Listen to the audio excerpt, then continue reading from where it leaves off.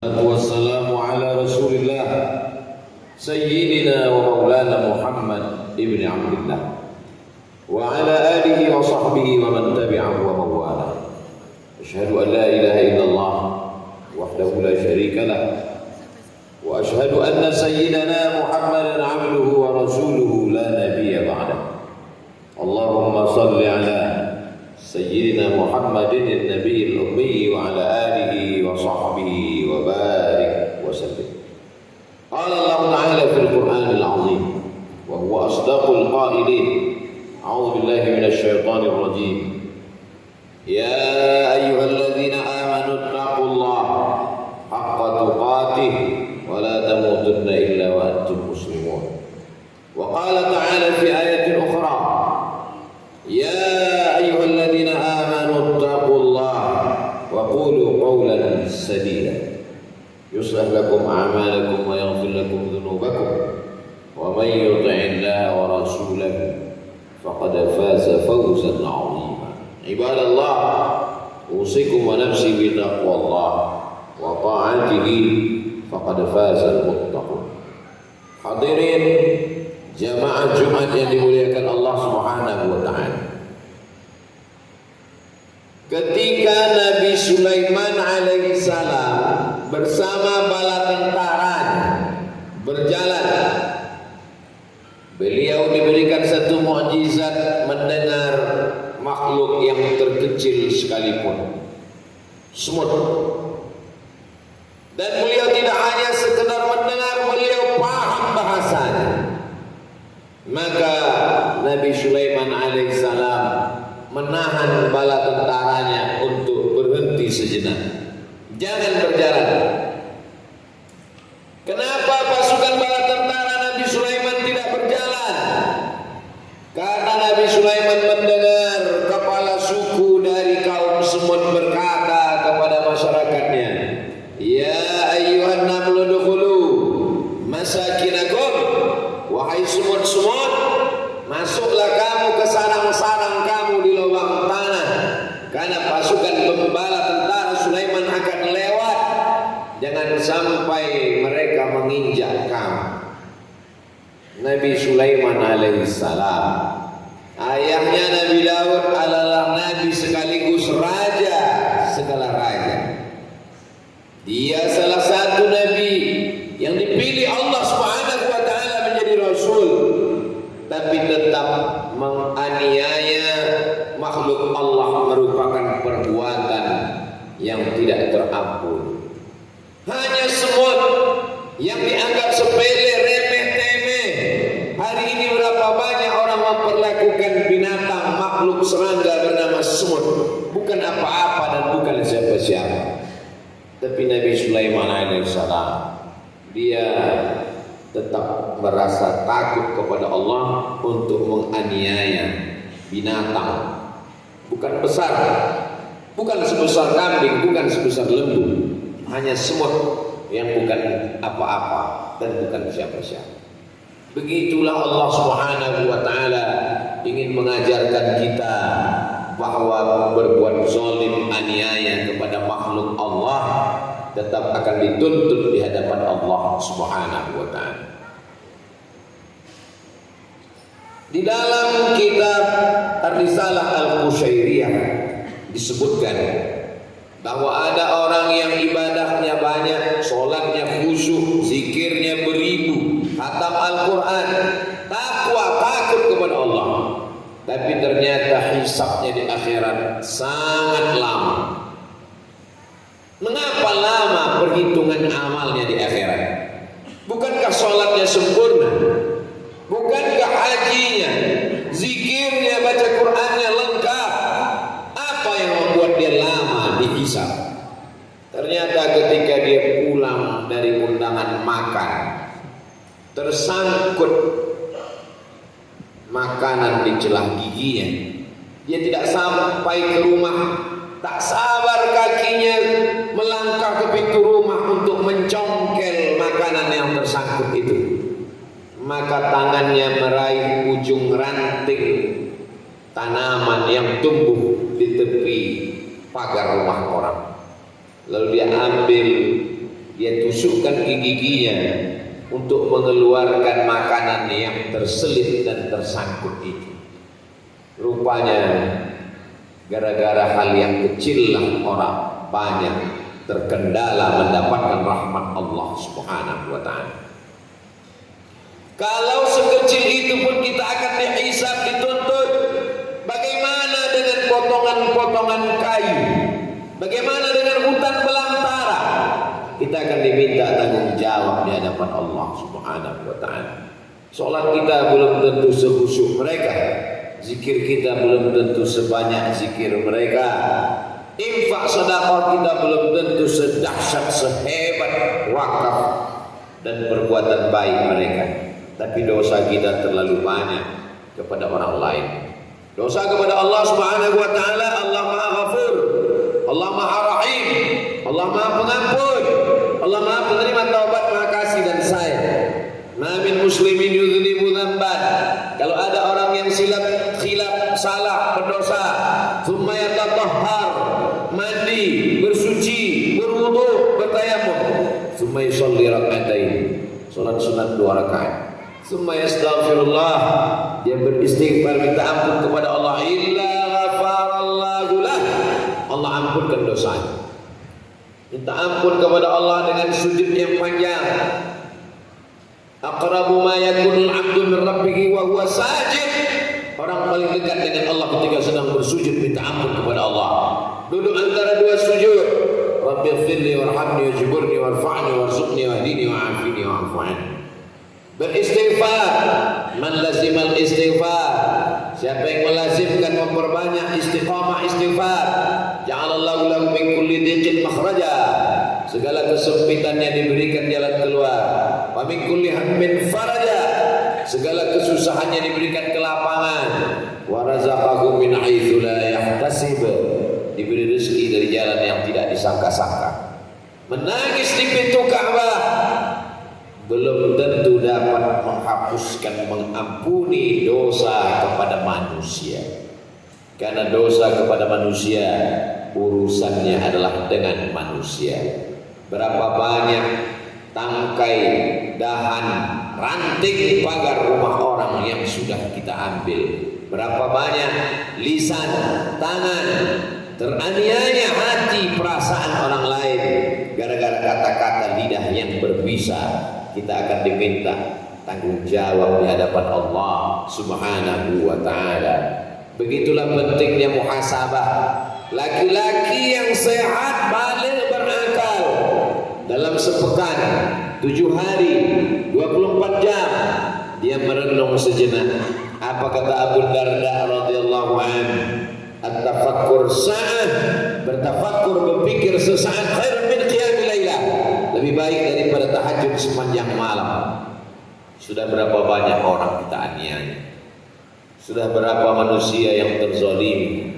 Security kita, karyawan kita, driver kita, babysitter kita, asisten rumah tangga, pembantu, mereka tidak punya kuasa.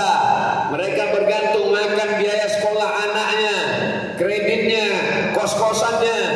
Mereka tak berdaya. Tapi ingat, di tengah malam mungkin doa mereka lebih khusyuk.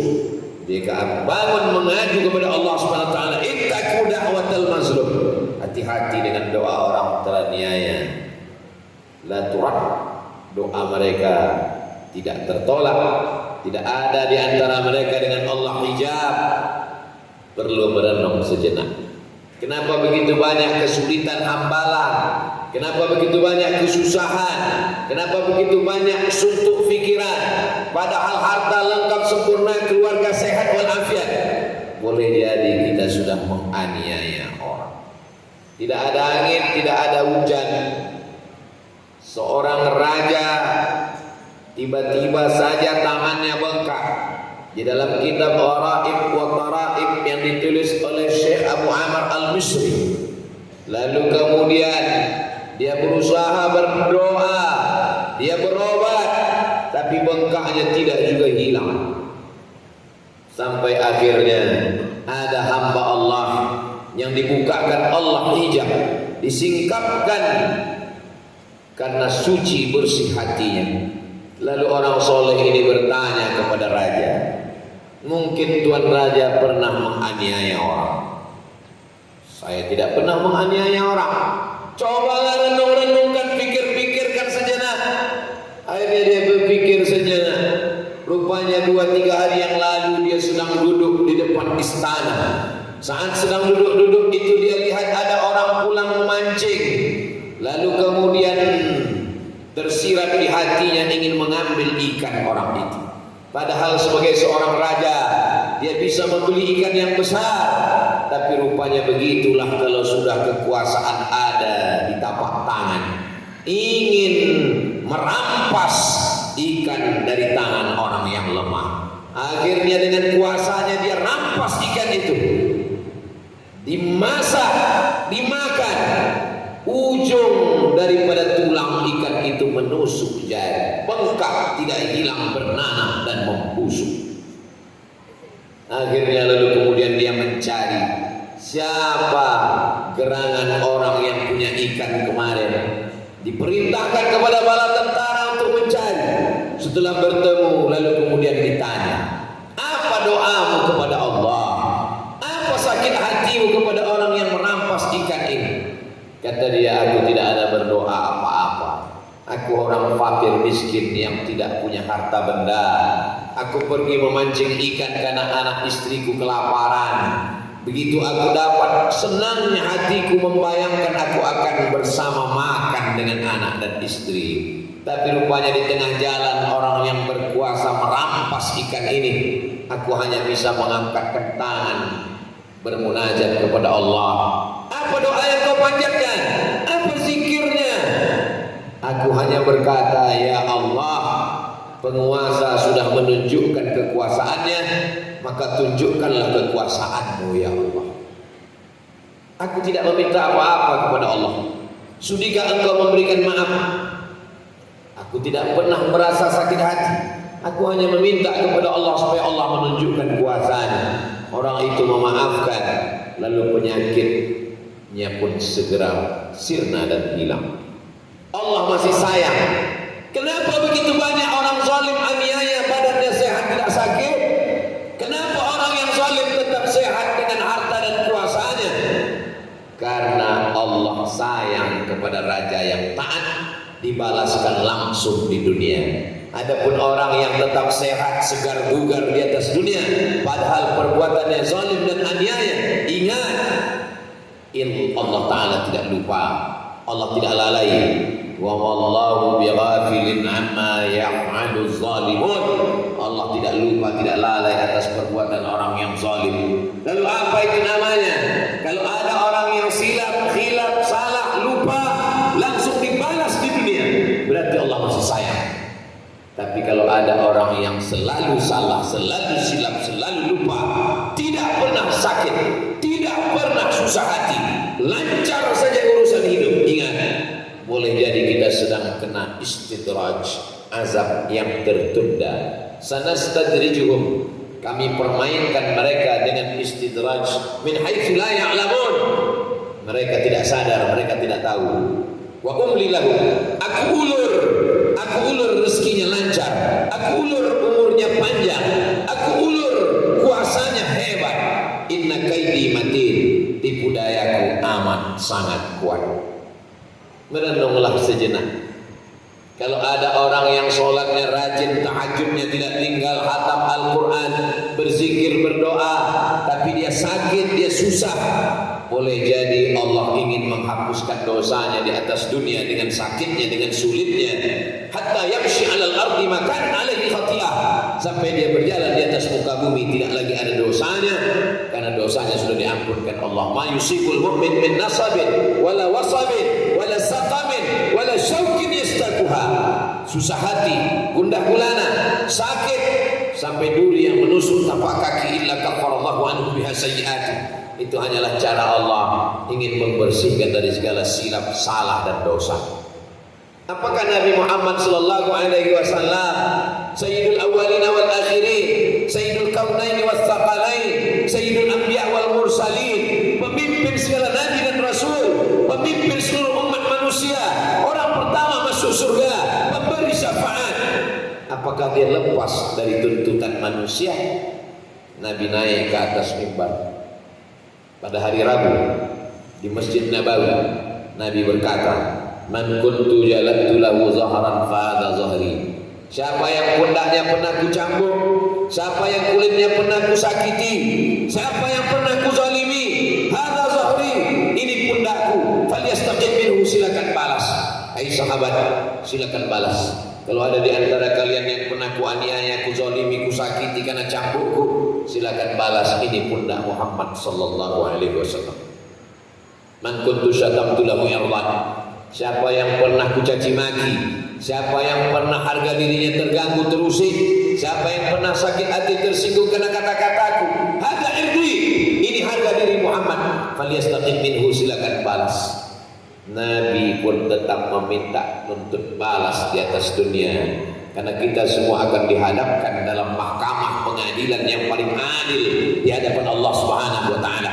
Hari ini kita bisa bersumpah, sumpah palsu. Hari ini kita bisa bayar orang per menit per detik untuk membela kita. Kita tidak pandai berbicara, kita bayar orang yang mengerti hukum. Memang dibayar untuk membebaskan, menolong kita dari segala perkara di dunia.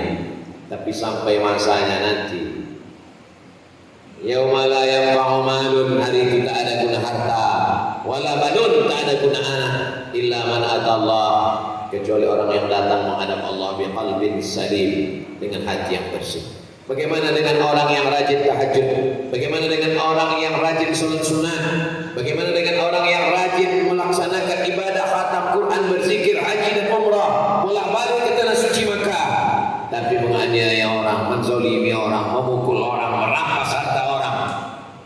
Ya'ti yaumul qiyamah, dia akan datang pada hari kiamat. Ya'ti bi salatin, salatnya banyak, qabliyah, ba'diyah, duha, isyraq, awabin, tahajud, zikir. Wa salatin, salatnya banyak, wa zakatin, zakatnya banyak, wa hajjin, hajinya banyak. Qad syatama hadza, tapi lidahnya kasar, mencaci maki, menyumpah serapah orang. Wa akala mala hadza, memakan harta orang. Wa qadhafa hadza, menuduh orang. Wa daraba hadza, memukul orang. Wa safaka dama hadza, menumpahkan darah orang. Ukhidat hasanatu, diambil sholatnya, diberikan kepada orang yang dia zolimi, diambil puasanya, diberikan kepada orang yang dia aniaya, diambil zakatnya, diberikan kepada orang yang dia pukul, diambil hajinya, diberikan kepada orang yang dia makan hartanya dengan cara batil. Faniyat hasanatu, pahalanya sudah habis, walam yuqda alaihi, pahala sholatnya habis, pahala zakatnya habis, pahala hajinya habis, zikirnya habis, khatam Qurannya habis. Tapi ternyata yang mengantri tetangganya, masyarakatnya, rakyatnya masih banyak yang menuntut di hadapan Allah. Ukhidat khatayahum, diambil dosa mereka. Summa turihat ilaihi, dicampakkan kepada dia. Summa turihat finnar, dia pun dibenamkan, disungkurkan, dicampakkan ke dalam neraka jahanam. Inilah orang masuk neraka bukan karena tidak sholat, masuk neraka bukan karena tidak puasa, masuk neraka bukan karena zina, masuk neraka bukan karena judi, masuk neraka bukan karena riba, masuk neraka karena aniaya kepada orang lain. Tidak ada cara lain. Jangan tunjukkan diri karena kaya, karena hebat, karena alim, tapi lihatkanlah diri banyak dosa, ulurkanlah tangan, mintakanlah maaf, sebagaimana Sayyidina Maulana Muhammad sallallahu alaihi wasallam. Isma syita, silakan hidup sesuka hati. Hidup sombong karena kaya seperti Qarun, hidup angkuh karena kuasa seperti Fir'aun, hidup karena ilmu hebat, angkuh, sombong, penjilat seperti Haman, hidup dengan ilmu agama tapi tidak pernah mengamalkan ajaran agama seperti Bal'am. Fa innaka mayyit, sesungguhnya kau akan mati, kau akan diminta tanggung jawab di hadapan Allah Subhanahu wa taala.